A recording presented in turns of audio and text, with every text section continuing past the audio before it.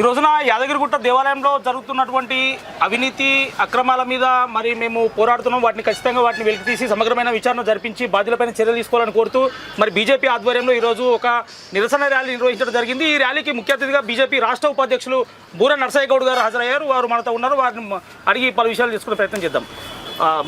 నరసయ్య గారు నమస్కారం, భువనగిరి పార్లమెంటు మాజీ సభ్యులు.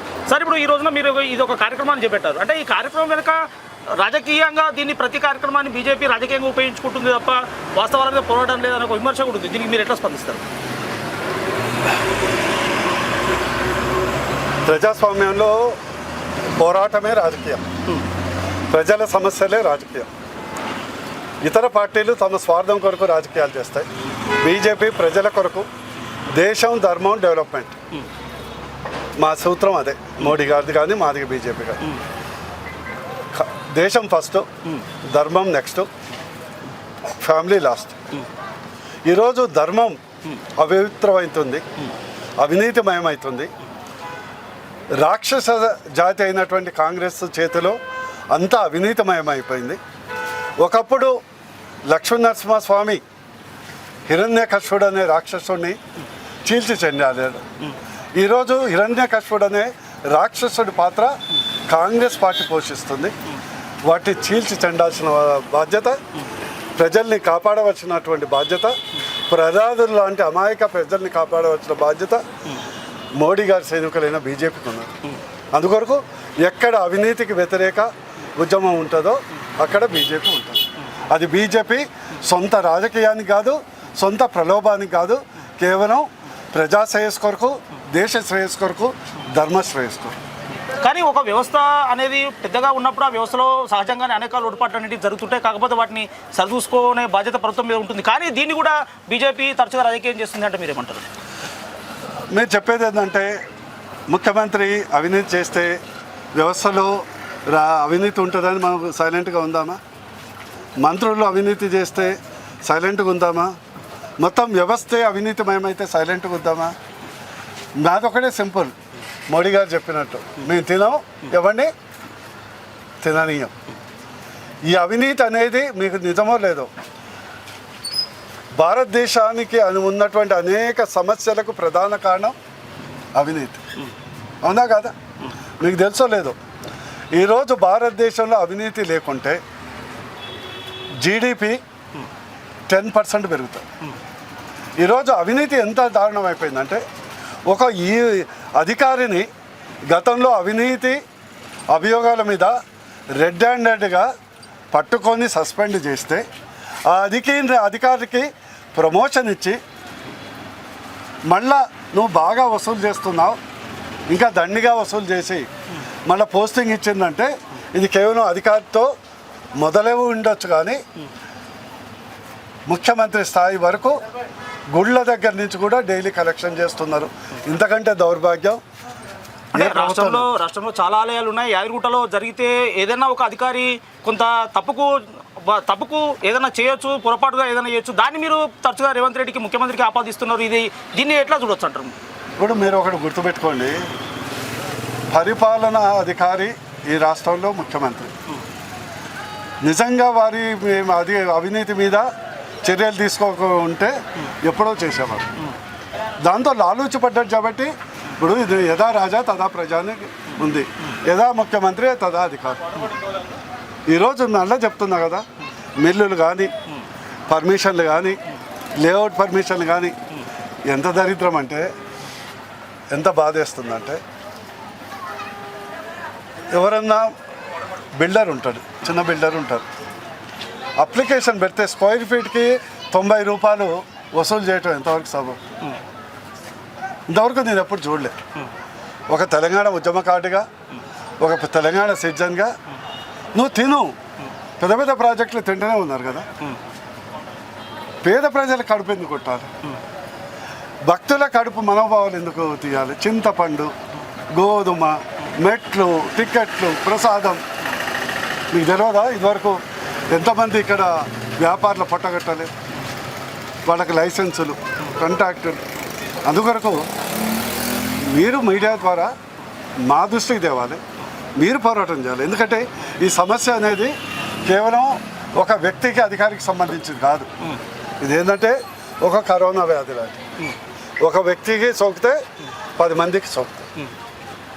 సార్, అంటే ప్రధానంగా రాజకీయ విమర్శలే కాకుండా మీరు భువనగిరి పార్లమెంటు మాజీ ఎంపీగా, ఇటు బీజేపీ రాష్ట్ర ఉపాధ్యక్షులుగా ఇక్కడ యాదగిరిగుట్టలో జరుగుతున్న పరిస్థితికి ఏమిటి పరిష్కార మార్గాన్ని మీరు ఏం సూచిస్తారు? మీరు ఒక మాజీ ఎంపీగా.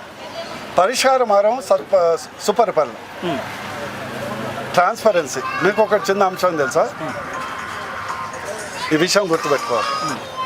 ఈరోజు మోడీ గారు వచ్చినప్పటి నుంచి 350 లక్షల కోట్ల బడ్జెట్ ప్రవేశపెట్టడం జరిగింది. 350 కోట్లు. మోడీ గారి మీద ₹1 అవినీతి మరక ఉందా? మీరు చెప్పండి. ఈరోజు చిన్న చిన్న వాటి మీద కూడా అవినీతి చేయడం అనేది ఎంత దుర్మార్గం. ఇంకోటి ఏంటంటే అవినీతి అనేది ఏ దేశానికైనా ఏ సమాజానికైనా చీడపురుగు లాంటి. అది కేవలం ఒక వ్యక్తికి సంబంధం కాదు, యావత్ దేశమే నాశనమైంది. ఈరోజు ప్రపంచంలో మీరు గుర్తుపెట్టుకోండి, ఏ దేశాల్లో అవినీతి లేదో, తక్కువ ఉందో ఆ దేశాలు అభివృద్ధి చెందింది. ఈరోజు అమెరికా పోతాం, వెస్ట్రన్ కంట్రీ పోతాం, కామన్ మ్యాన్ అవినీతికి తారసపడడు. కానీ దురదృష్టవశాతం ఈ ప్రభుత్వం, ప్రత్యేకించి కాంగ్రెస్ వచ్చిన తర్వాత, గతంలో బీఆర్ఎస్ ఉన్నప్పుడు సింగిల్ విండో కరప్షన్ ఉంది. మీకు తెలుసు, సింగిల్ విండో అంటే పెద్ద పెద్ద కరప్షన్. ఈరోజు రిటైల్ కరప్షన్. అధికారి నుంచి, అటెండర్ నుంచి, కలెక్టర్ నుంచి, ప్రిన్సిపల్ సెక్రటరీ నుంచి, మంత్రి నుంచి, సీఎం నుంచి. మీరు ఇంత దౌర్భాగ్యం చూసారా?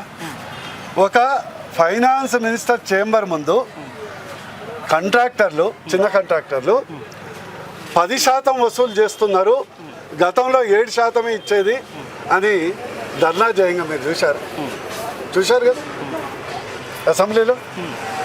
ఇంత దౌర్భాగ్యం అక్కడ ఉంటారా?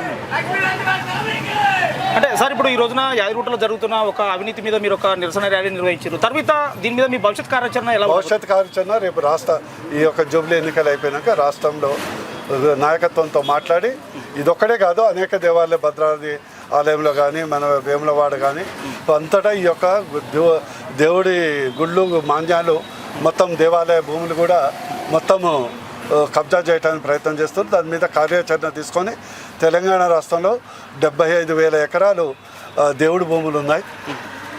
వాటిని పరిరక్షించి దేవుడు ఆస్తులు, దేవుడి ఆదాయం, దేవుడి యొక్క భూములు, ఆస్తులు దేవుడికి, ప్రజలకే చెందే విధంగా బీజేపీ కార్యాచరణ తీసుకుంటుంది. సార్, చివరగా ఒక ప్రశ్న. మీరు జూబ్లీ ఎన్నికలు అన్నారు. జూబ్లీ ఎన్నికల్లో మీ పార్టీ విజయం పట్ల మీకు నమ్మకం ఉన్నదా?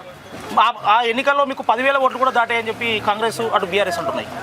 ఇప్పుడు కాంగ్రెస్, బీఆర్ఎస్ అనేది గతంలో బీజేపీ ఎక్కడ ఉంది, బీజేపీ తెలంగాణలో ఎక్కడుందని కారుకూతలు కూర్చారు కదా. గత పార్లమెంట్ ఎన్నికల్లో ఎన్ని వచ్చినాయి?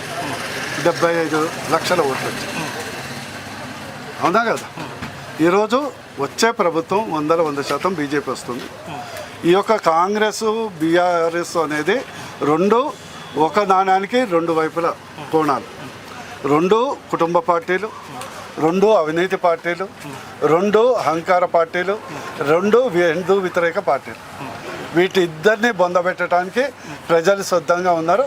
ఇంక్లూడింగ్ జూబ్లీ ఎలక్షన్లో కూడా మా యొక్క ఫలితాలు అద్భుతంగా ఉంటాయి. సార్, నిన్న ముఖ్యమంత్రి రేవంత్ రెడ్డి గారు జూబ్లీ హిల్స్ ఎన్నికల ప్రచారంలో మాట్లాడుతూ కేటీఆర్ను అరెస్ట్ చేయడానికి బీజేపీ, సెంట్రల్ గవర్నమెంట్ అనుమతి ఇవ్వాలి, కేసును వాళ్ళకే అప్పయ్యడం ఇంతవరకు స్పందించడం లేదు, కేసీఆర్ను, కేటీఆర్ను కాపాడుతున్నది సెంట్రల్ ఉన్న బీజేపీ పార్టీ అని ఆరోపిస్తున్నారు. దీనికి మీరు ఎట్లా స్పందిస్తారు? రేవంత్ రెడ్డి ఆరోపణకు, రేవంత్ రెడ్డి యొక్క కారు కూతలకు, రేవంత్ రెడ్డి యొక్క లాంగ్వేజ్కు మనం జవాబు చెప్పాల్సిన అవసరం లేదు. నేను అడుగుతున్నా రేవంత్ రెడ్డి గారిని, మీరు ముఖ్యమంత్రి, లా అండ్ ఆర్డర్ మీ చేతిలో ఉంది, 2 సంవత్సరాలు పాలిచ్చారు, ఎన్నికల్లో ఎమ్మటే మేము అరెస్ట్ చేస్తామని చెప్పారు. నేను ఒకటి అడుగుతున్నాను, ఈరోజు ఇక్కడ ఒక ఎమ్మెల్యే అక్రమాలు, అవినీతి చేస్తే గవర్నర్ పర్మిషన్ అవసరమా? ఏ రాజ్యాంగంలో ఉంది? ఒక మాజీ మంత్రిని అరెస్ట్ చేయడానికి ఏ రాజ్యాంగంలో పర్మిషన్ ఉంది? గతంలో జగన్ని 14 నెలలు జైల్లో పెట్టారు, గవర్నర్ అనుమతి ఇచ్చిందా? గతంలో మాజీ ముఖ్యమంత్రి 3 సార్లు 4 సార్లు ముఖ్యమంత్రి అయిన చంద్రబాబు నాయుడిని దాదాపు ఒక 90 రోజుల్లో 120 రోజుల్లో జైల్లో పెట్టారు. గవర్నర్ ఆమోదం కోరారా? ఇది ఏంటంటే ఇప్పుడు కాళేశ్వరం అని కాలు కూరుతలు కూర్చున్న రేవంత్ రెడ్డి వాళ్ళ కుటుంబం ఆస్తుల బదలాయింపు చేసుకుంది, సెటిల్మెంట్ అయిపోయింది. అటు ఢిల్లీ హైకమాండు, ఇటు రేవంత్ రెడ్డి కుటుంబం, కేసీఆర్ గారి కల్వకుంట్ల కుటుంబం సెటిల్మెంట్ చేసుకొని మొత్తం ఆధారాలని నిర్వీర్యం చేసి, ఎలాంటి ఆధారాలని మటమాయం చేసి, క్రైమ్ సీన్ని మొత్తం డెటాల్తో తూర్చి సిబిఐ కోర్టులో వేసింది. అది జరిగింది.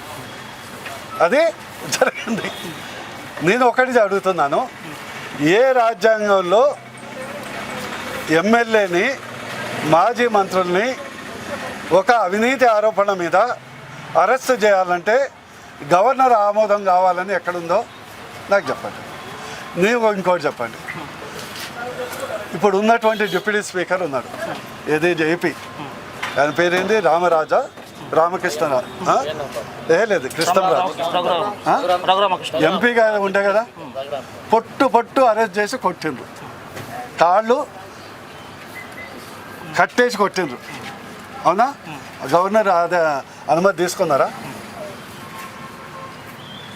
మీరు చెప్పండి.